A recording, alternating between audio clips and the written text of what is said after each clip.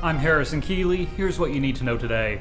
First, it looks like the meteorologists finally got it right. More than 6 inches of snow has fallen on Chattanooga. The snow started just before 5 p.m. Wednesday and stayed heavy until midnight.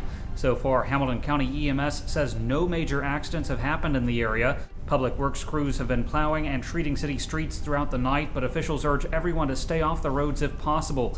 If you must drive, residents are asked to have emergency supplies just in case. But the snow will be short-lived.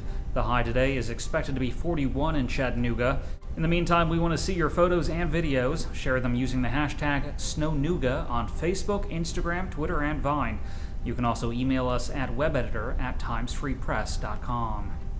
A 28-year-old Tennessee man has been charged with assaulting his 92-year-old girlfriend.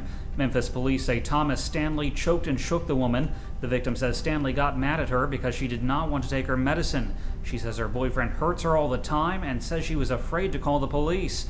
Stanley has been arrested and charged with assault. The grocery bar on Chattanooga's south side appears to have closed for good. The closing comes just a week after part owner Sam Turner said he thought the store could stay open by selling groceries only. But now the store's Facebook page says the business is permanently closed and Turner is not answering any calls.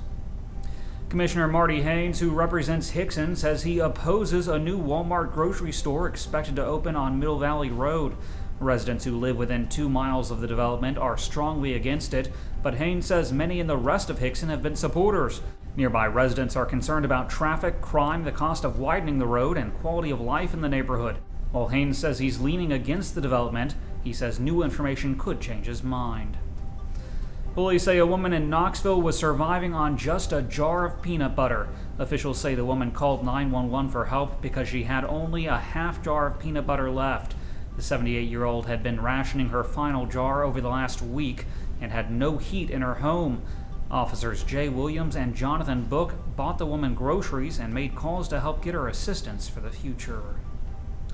You might soon notice some changes if you fly out of Chattanooga. American Airlines may begin flying larger planes between here and Charlotte. The planes may increase from 50 seats to 70 or 90.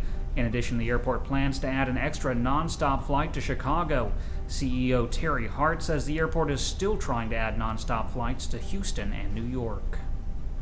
A Muslim group says a Facebook post from a Tennessee lawmaker was racist. A post on Republican Representative Sheila Butt's page said, quote, "It's time for a council on Christian relations and an NAAWP in this country." She was commenting on a letter from the Council on American Islamic Relations, which urged candidates to reach out to Muslims. Butt issued a public statement defending her post. It has, however, been deleted from her page. More people in Tennessee have gigabit internet than anywhere else in the nation. A new study says 1 of every 10 Tennesseans has access to the fastest speeds in the country. Gigabit service is now offered by 5 municipal utilities in the state, including EPB and Chattanooga.